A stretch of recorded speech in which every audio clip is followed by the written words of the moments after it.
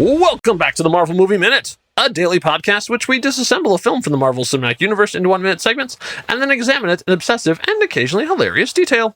I'm Kyle Olson from the Swashbuckling Ladies Debate Society podcast. Hey, and I'm Rob Cabasco, and Kyle. Yes, sir.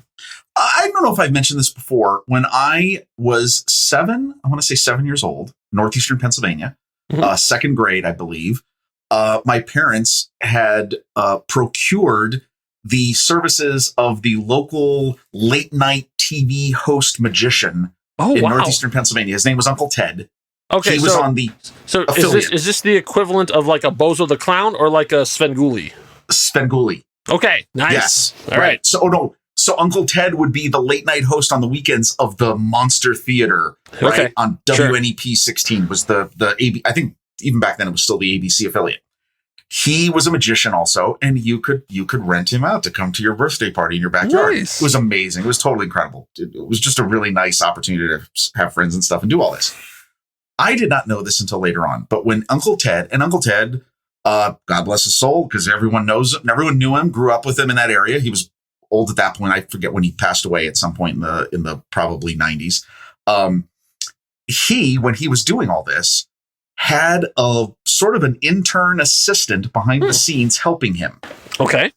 The intern was a young gentleman by the name of Bill O'Reilly.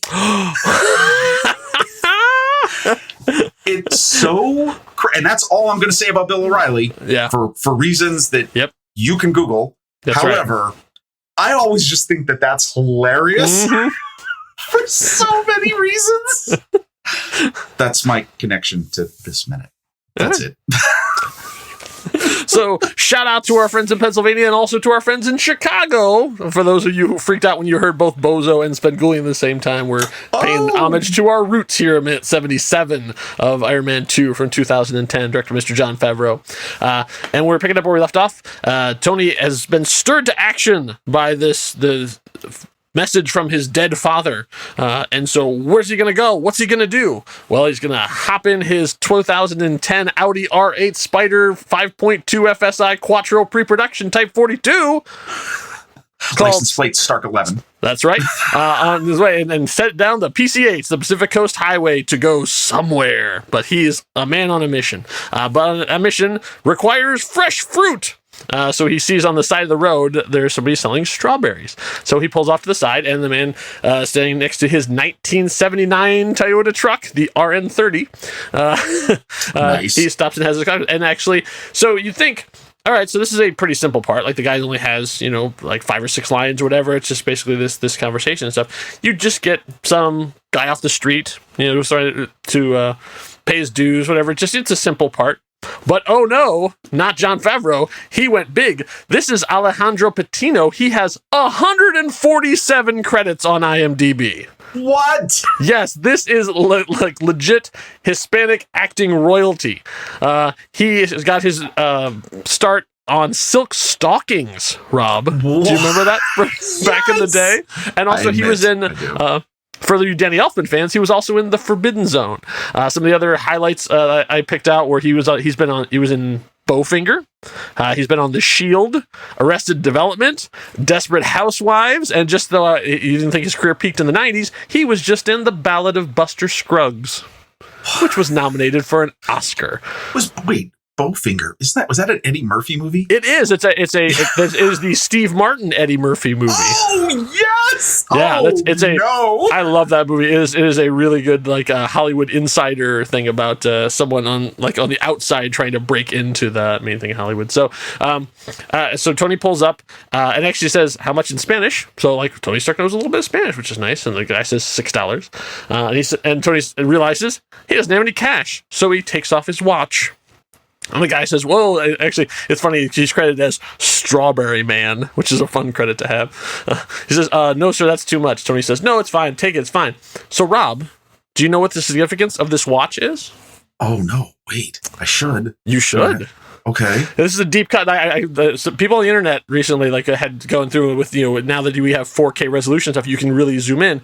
This is the watch that Obadiah gave to Tony Stark in the first movie. Oh, what? Yes, they actually zoomed in and figured out this is the exact watch that he gave to him. Like I'm trying to remember what the inscription was. Like it's worth a box of strawberries. Yeah, worth a box of strawberries. Yeah, exactly. And also gets that horrible memory out of his mind. Yeah, but like that's probably like a $10,000 watch or so that he just gives the guy. Not more. I can tell that watch is worth more than that truck. Yes. Oh, but wait. So then I also like that he tries to hand it to him. The guy says no. Tony says I don't like people handing me things. Yeah. Still keeping with that. As I give you a watch that's been around my sweaty wrist for the entire day. Yeah. But even the fact that it had been worn by Tony Stark probably makes it worth more. Well, and the very cute little exchange where he obviously recognizes him. The whole thing. This is a nice little scene that I think works great. Wow. Okay, but the Obadiah watch. Yeah. First of all, what a nice connection to the first Iron Man. Right. And also, like, something for him, he has no connection, like, no emotional attachment to, like, I'm happy to get rid of that. Well, amusing, too, that one, that he's kept the watch. Sure. Two, as we've seen earlier in this movie, and Robert Downey Jr., I don't think we've mentioned this, is a watch collector in real life. Like, he's into watches. As we've talked about earlier in this season, this is something that, obviously, he really loves. And to see him just pass one off, and to know that, that's the connection, that's great. Yeah. Awesome. Was it something they intended? I don't know. Was it just like part of the Tony Stark costume? I don't know. But, it's still a cool little nod, even if it was accidental. And so then he says, the strawberry man, Alejandro, says, "Are you Iron Man?"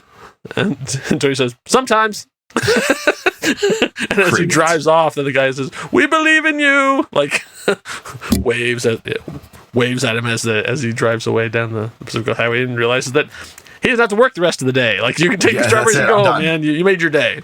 Yeah. So we cut to Pepper's office. Now, in Iron Man 1, this was actually a real place. Like, they actually found a location, but now this is a set. So if you watch in the first time when Pepper goes to see Obadiah and he's sitting behind the desk, you can see stuff is moving in the background. Now, if you look in the background out the windows, nothing is moving because it's just a big picture. So they recreated the entire set. So Pepper is on the phone with someone, and she says, "It was an illegal seizure of trademark property." And then the door opens, and we see credit as a PA comes in and says, "Miss Potts." Now, the actress's name is Margie Stane. She has 6 credits on IMDb, and you're like, oh, 6 credits, that's too bad. No, don't weep you not for Margie, because she has transitioned from film acting. She is now a prominent voiceover artist. So if you go on Audible and look her up, she has a lot of really high-profile audiobooks that she has narrated.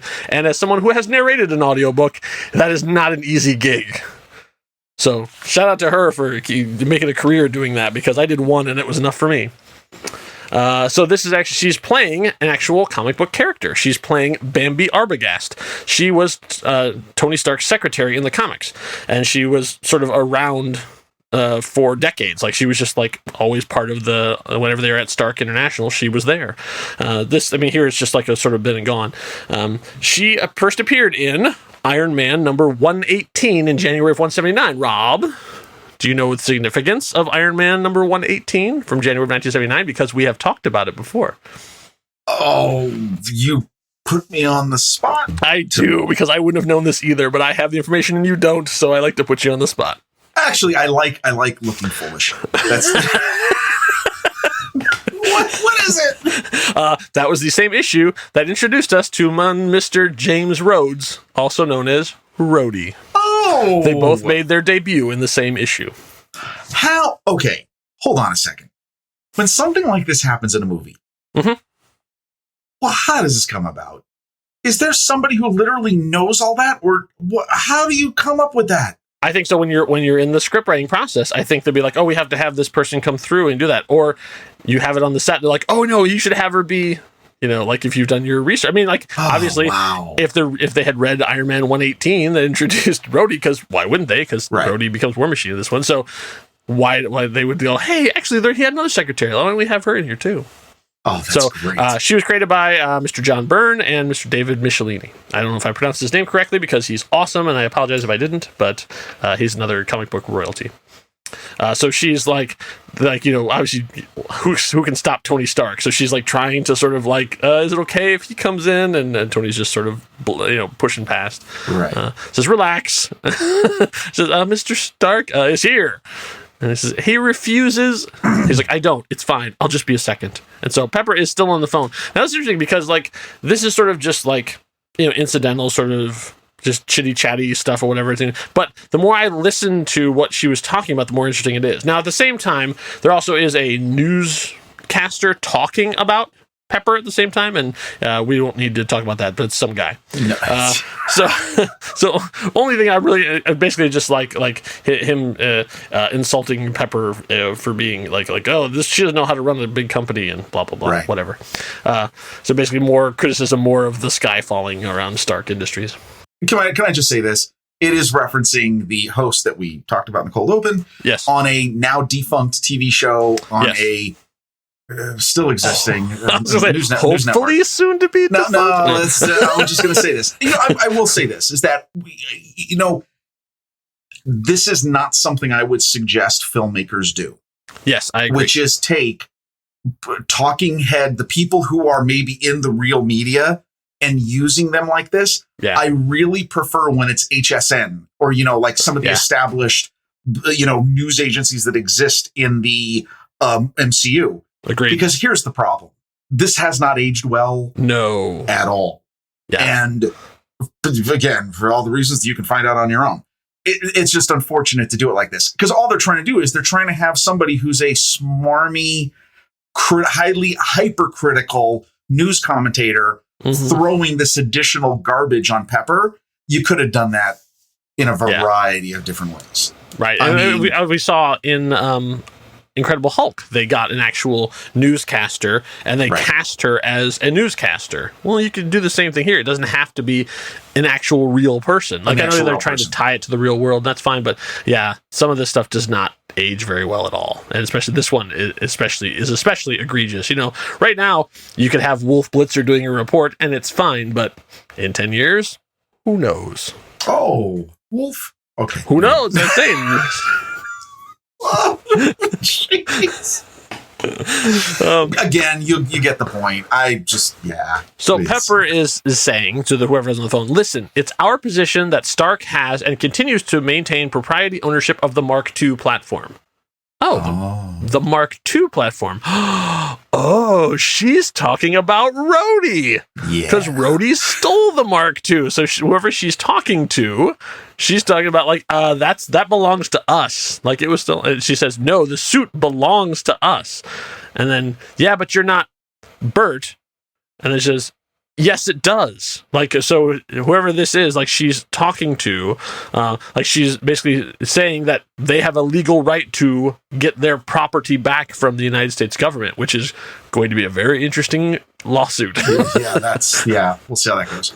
Yeah. Did you find, so this is interesting. Clearly the relationship between Pepper and Rhodey, which was very nice and cordial at the night of the party, has changed. Yeah. Right? Yeah, because after he basically, what she is saying, stole something from them. Yes. No, there's a big implication here on the relationship, which is interesting. I mean, because it changes later on, but we'll talk about that obviously when we get to the movie. Yeah. This is just interesting. This implies, I think they're implying more than they realized. There's a fracture in the friendship that exists. Yeah, in all of them actually at this point. I mean, she is not a fan of Tony's at the moment. She's not a fan of Rhodey's at the moment, and Tony seems to think everything is fine and everything's great between the two of them, but he's about to learn that lesson, but that won't happen until the next minute. So as she's still continuing her phone call and we're hearing the news reporter jabbering on, that is where the minute actually comes to an end. Well, look, I mean, it's going to be fine. He's going to give her strawberries. Everything's going to be great. I can't see how that... I mean, you're bringing fresh fruit. I mean, how could that ever be interpreted badly? Oh, boy. Poor Tony. Poor everybody. Poor. Kyle, if you're, let's say you're driving along on your daily routine and you stop for some fruit or a beverage or something, you want to share all the great stuff that, you found on that journey, maybe you should just stop off on Facebook and just tell all your friends about the great strawberries or some other type of condiment that you bought. But Facebook is so broad. I mean, like it's like your stuff gets buried in the mishmash of all of the stuff of every people's grandkids' pictures, stuff like. We need a place where people can go to get directly to really hone in, so that they can have a targeted audience for that kind of content. If only there was a place. What, can you do that on Facebook? I think you can do that on Facebook. Like maybe in Facebook, maybe in a particular part of Facebook. Sure, like maybe a group in Facebook. Oh yeah. Wait, one that nobody can just join. People have to ask for entrance into it so that we can leave out the riffraff. Wait a moment, Rob, we've got one of those groups. Oh, what? Oh, wait. Yes, it's called the Marvel Movie Minute and Next Reel Film Podcast Executive Lounge. Oh, the Executive Lounge. Yeah, that's right. Come in, lounge, show us your favorite fruit. Eat a strawberry, chocolate cover it. I don't care. Slowly. And put it on video. Or do what's the thing where they cover it with the sugar? All the ASMR people do it. I forget. Oh, okay. That's interesting. I was going to say that when I think about eating a strawberry, I think about Kaylee in the first episode of Firefly. So.